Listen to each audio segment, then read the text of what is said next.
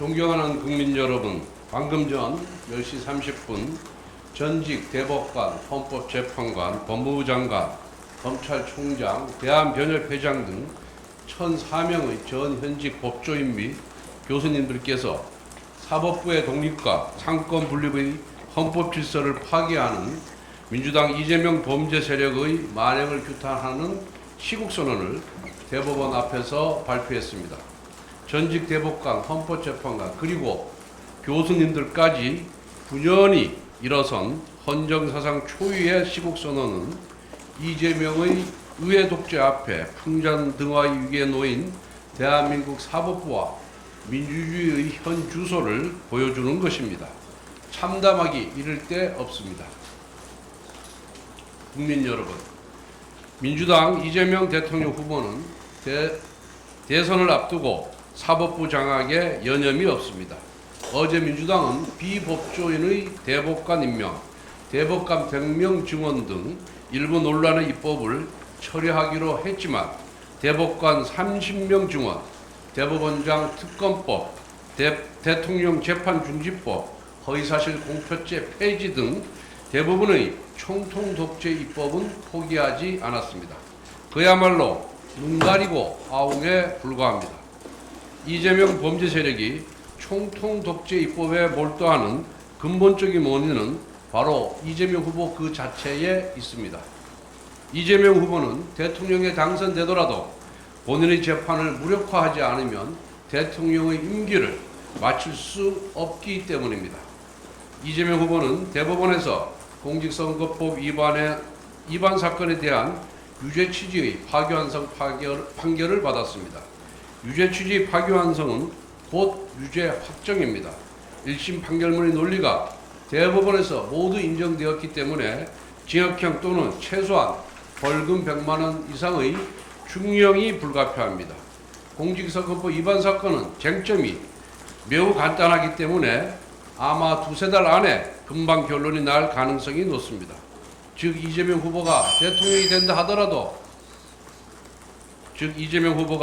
된다 하더라도 금방 유죄가 확정되어 대통령직을 박탈당하고 또다시 조기 대선을 치러야 하는 상황이 오게 됩니다.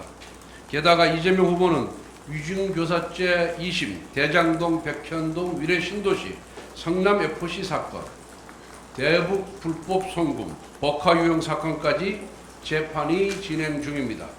만약 이재명 후보가 대통령이 되어서 대통령직을 수행하면서 이 모든 재판을 받아야 합니다. 이재명 후보는 지금부터 본인의 유죄 판결을 막아낼 온갖 방법을 강구하고 있는 것입니다. 어떤 방법을 쓰더라도 임기 5년 동안 이 모든 재판을 억누르는 시도는 결국 대통령이 입법부를 통해 사법부를 억누르고 장악하는 총통 독재로 귀결될 수밖에 없습니다. 정상적인 민주주의가 작동한다면 이재명 후보는 절대로 임기를 마칠 수가 없습니다. 하지만 190석 의회 독재 권력을 장악한 이재명 후보는 대통령에 당선되면 반드시 헌정 질서를 뒤흔들어 본인의 생존을 도모할 것입니다.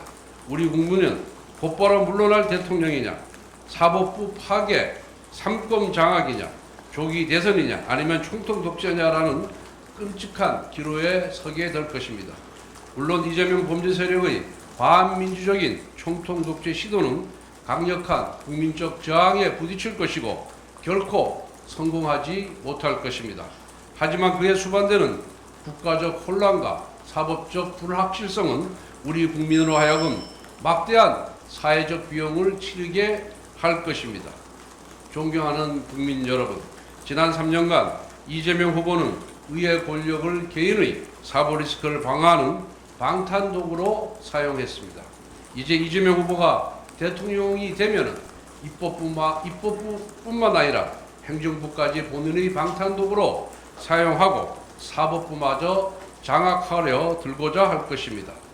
이재명 의회 독재의 유일한 저장치였던 대통령 제2요구권이 사라지면서 대한민국의 헌법 질서는 무너지고 극심한 혼란이 우리 사회를 뒤덮을 것입니다. 이 모든 국가적 혼란을 예방할 방법은 단 하나, 이재명 후보의 낙선입니다. 국가적 소용돌이를 방지하는 유일한 길입니다. 대법관의 수를 늘려 사법부를 파기한 베네수엘라의 현실이 대한민국의 내일이 되어서는 절대 안 됩니다. 6월 3일 기호 2번 김문수 후보로 이재명 범죄 세력의 총통 독재를 막고 나라를 혼란에서 구해 주십시오. 감사합니다.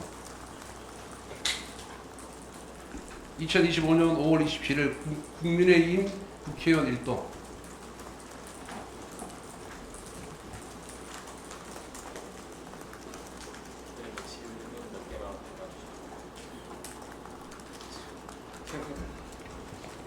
오늘 이낙연 전 총리가 김문수 후보 지지선언 발표했는데 어떻게 평가하고 당에서 좀 어떤 합의를 좀 아마 이 전 총리가 김문수 후보를 지지한 것은 이재명 세력이 집권했을 경우에 대한민국의 미래가 어떻게 전개될 것인지, 대한민국의 민주주의가 파괴되고 헌정 질서가 정면으로 부정당하는 그런 상황을 이미 예견했기 때문에 이재명만은 절대 안 된다라는 심정으로 동참한 것으로 이해하고 있습니다.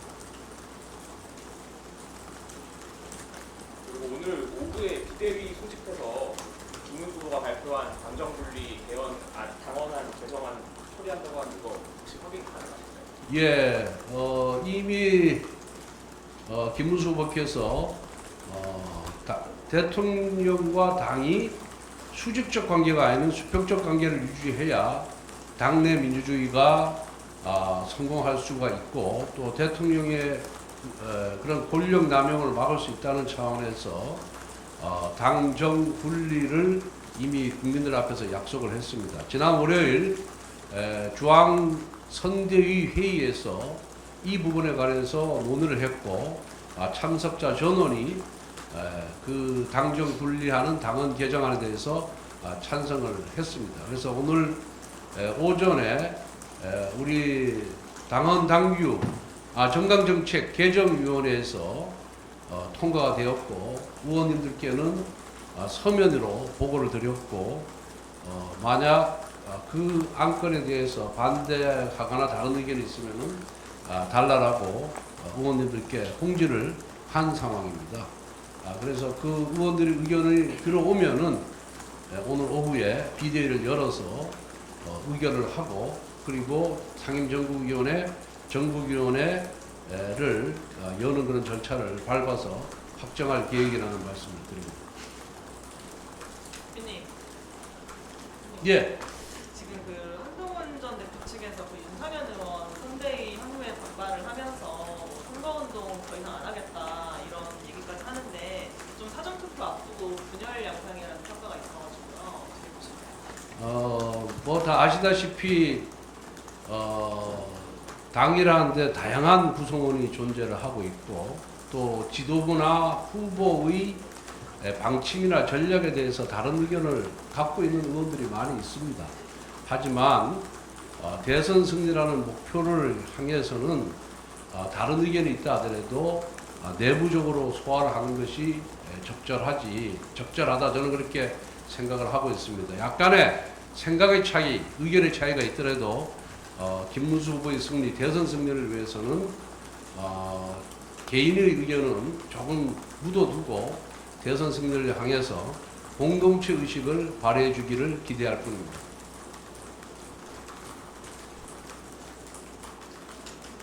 오늘 아침에 김용태 위원장께서 선거비 단일화에 응하지 않으면 더 이상 요구하지 않겠다는 식으로 얘기를 했는데 뭐라고 보세요? 그건 김용태 위원장께 한번 여쭤봐 주시면 좋겠습니다. 제가 답변할 위치에 있지 않습니다.